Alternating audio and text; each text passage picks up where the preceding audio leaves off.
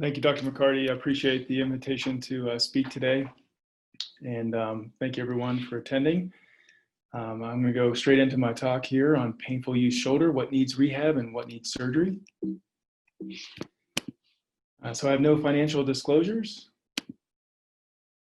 And as you guys know, I'll be talking about pediatric and adolescent sports or shoulder injuries. Now, if we just talk about youth injuries in general, that's split between 50-50 with overuse and traumatic injuries. We see a lot of similarities with shoulder injuries in the youth as well with those numbers. And many of these shoulder injuries sit in this kind of gray area between operative and non-operative management. So I'm going to give you a couple examples here. So if you look at the picture here, this is a grade 3 AC separation. Now, you may see different treatments versus op versus non-op. If you have a young pitcher versus like a young football linebacker. This is a 16-year-old with a midshaft clavicle fracture. You can see it's 100% overlapping and some shortening going on there. Of course, that may see different treatments based on who they go see. So that could go operative versus non-operative as well. Of course, slap lesions in the young athlete, if they're a pitcher, that may be more likely to see operative management initially versus first-line non-surgical management. Then, of course, as talked about earlier today, shoulder dislocations in the youth, depending on if they're contact sport athlete versus non-contact sport athlete, that may see operative versus non-operative. Of course, that kind of injury would also depend on their position and parental and patient decisions as well. So I'd like to go through some cases here. I have 3 cases I want to talk about. Some of these are just youth sports, bread and butter. A couple other cases are kind of pitfalls that we need to watch out for when we're seeing these young athletes with shoulder pain. So this is case 1, 14-year-old baseball pitcher, right hand dominant. Comes in with the typical right shoulder pain with throwing. There's been no trauma in his history. He's asymptomatic at rest, and it really just hurts when he's throwing. He denies any instability ever in his past. On examination, he has some weakness around the rotator cuff that's pretty generalized. He has some mild MDI. No impingement signs, no apprehension test is positive. And he has a little bit of mild scapular dyskinesia. But really his key on his examination is palpation. And he's really tender right over the proximal humerus. And then, of course, you get an x-ray of that shoulder. And of course, you're an astute clinician, so then you get an x-ray of the other shoulder because you want to compare side to side in this young thrower. And as you can see here, of course, looking at the left side versus the right side, you can see obvious widening of that proximal humeral physis. There's some irregularity and maybe some sclerosis there as well. So this is a classic case of your little league shoulder, or what we call proximal humeral epiphysitis. So this is a type of a stress fracture, if you will, through the proximal humeral physis. It does occur in those high-level pitchers. You can see the age range there. It may look like a Salter 1 or a Salter 2 on initial films, but the exam is really key. For those who are getting ready to recert their their sports exam or getting ready to take their board exam, one of the questions they ask is, why does this injury occur, or where does it occur in the throwing mechanics?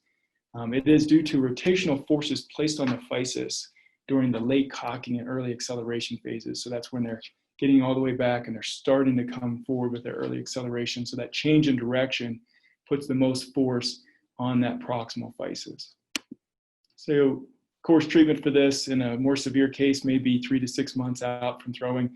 Some of the mild cases, you may be able to get them back within 2 months or so, but it always involves rehab, not surgery, of course, and then a slow return back to throwing. We usually use interval throwing programs for these young athletes. We talk about pitch counts. We talk about the risk factors for recurrence of injury. Of course, those would be pain with pitching, any kind of decreased accuracy, and also fatigue. And the other thing is the interval throwing programs have some research backing them and has been shown to help decrease recurrence rates. So we really encourage you to use those. I do have these athletes switch into like a first base position if they can, and then just lob the throw back to the pitcher underhand, but no overhead throwing for them. And then you see this kid back 3 months later, repeated an x-ray, he's pain-free, x-ray looks great, PT's going well. And you start talking about interval throwing programs. So that's more of your bread and butter case. I think this is probably the most important case I'll talk about today. This is a 13-year-old I saw about 5-6 years ago at Children's. And I've seen 2 of these cases now over the last 14 years. But I think it's really important to go through this. He was in dodgeball, he was in PE class.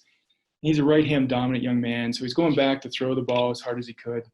And right as he's getting back into that late cocking place in his throwing phase, he has another young man come across from behind and grab the ball, the front of the ball, pulls the ball back right as he's going into his acceleration phase.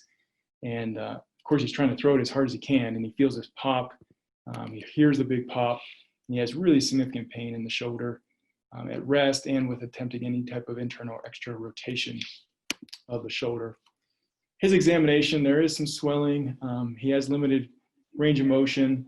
I will say that he was seen by his primary care physician. He was sent to PT initially. About 2.5 weeks into the physical therapy, his therapist noticed that he had decreased internal rotation, or really couldn't do any internal rotation at all. So they sent him in to see us. And then on exam, he could not perform a lift-off test. His press belly test was really poor. Speeds test had significant pain, and he's really tender over that anterior shoulder bicipital groove. And so, of course, we ended up getting an MRI as soon as possible. X-rays were negative. I didn't include them all here, but they were all negative. And this is not his actual MRI. This was taken from the reference down here that you can see. But this is what his MRI looked like. And you can see that he has a complete avulsion of that subscapularis tendon off of that lesser tuberosity of the proximal humerus. And also you can see that his biceps tendon is completely dislocated medially out of that bicipital groove. And this would explain, of course, the pain that he's in, his exam, and also makes sense with the history. Now, of course, rotator cuff injuries are common as far as overuse in our young athletes, but full tears or avulsions are not that common. But this is a case where we see a full avulsion of that rotator cuff tendon.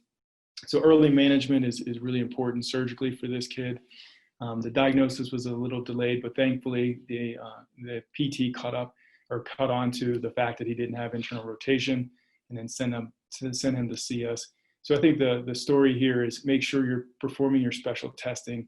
If they're too painful initially in the clinic to get it, have them come back in a week and repeat it again.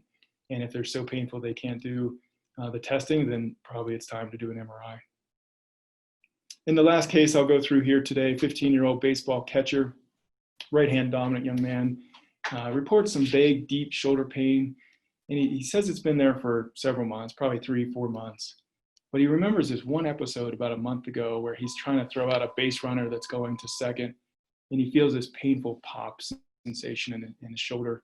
And then he reports weakness, easily fatigued in practices, his accuracy is all over the place.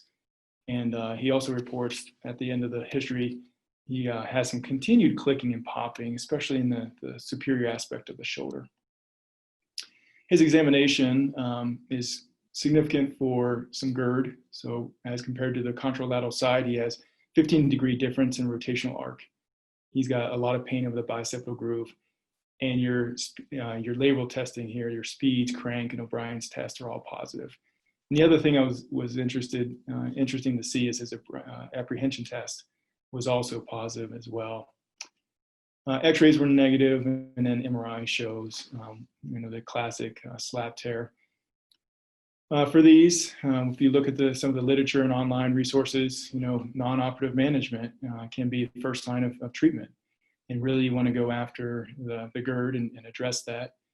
You want to make sure you're working on scapular dyskinesia and improving scapular stabilizers, and then eventually working out to the rotator cuff. And of course, core and hip strength is always important with any of these throwers.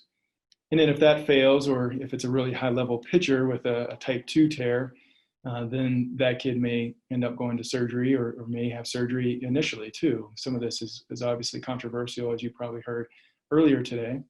I'm not going to go through all the types here.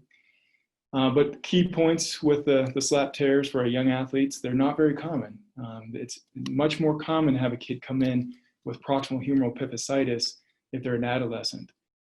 But if you do have a slap tear, risk factors for that include GERD, and also apprehension test is positive in 85% of these patients. So that, I think that was an interesting point that we should share with everybody. So try to keep it under 10 minutes. Dr. McCarty, thanks again for the invitation to speak today, and I'll move it forward to the next speaker.